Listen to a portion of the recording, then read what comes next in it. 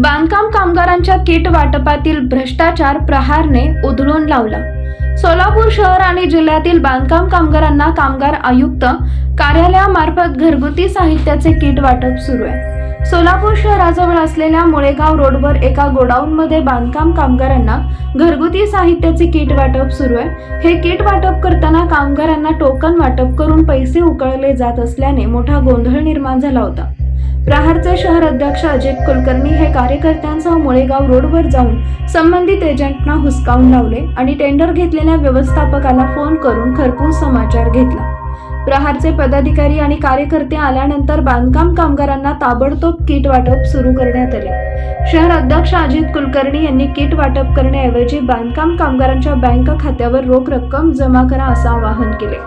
भ्रष्टाचारास पाठबळ देणाऱ्या कामगार आयुक्तांच्या कार्यालयासमोर मोठे जन आंदोलन करण्याचा इशारा दिलाय। बांधकाम कामगारांच्या गृहोपयोगी वस्तूंच केंद्र आहे, मोठी गर्दी जमा झालेली आहे। काही वेळापूर्वी गोंधळ देखील झाला। काय नेमकं सिच्युएशन आणि काय परिस्थिती आहे? काही दिवसापूर्वी कामगार आयुक्तांना मी गायकवाड साहेबांना जाऊन भेटलो होतो।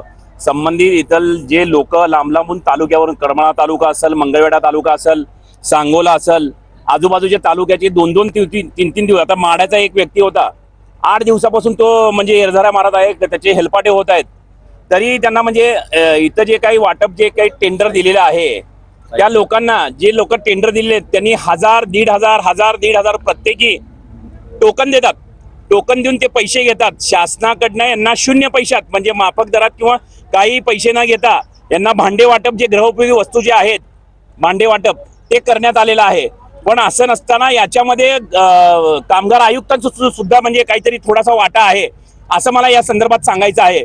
जेणेकरून इथं ज्यांना टेंडर दिलेलं आहे, आता आपण माझ्या मागं गर्दी पाहू शकता, सकाळपासून ताटकळत लोक बसलेले होते। आता येऊन मी कामगार आयुक्तांना फोन केला, संबंधित व्यक्तीला टेंडरवाल्यांना त्यांनी फोन लावल्यानंतर हे कामकाज त्यांनी चालू केलेलं आहे। अक्षरशः लोक लहान मुलं घेऊन वैतागतात। रांगच्या रांग महिला, इथं काही प्रेग्नंट महिला आहेत, काही लहान मुलांना येऊन महिला घेऊन येतात आणि इथं बसतात। ही वेळोवेळी यांची शासनाने शून्य पैशात दिलेलं असताना यांनी पैसे घेऊन देतात। त्यांच्या बापाचं राज्य आहे का?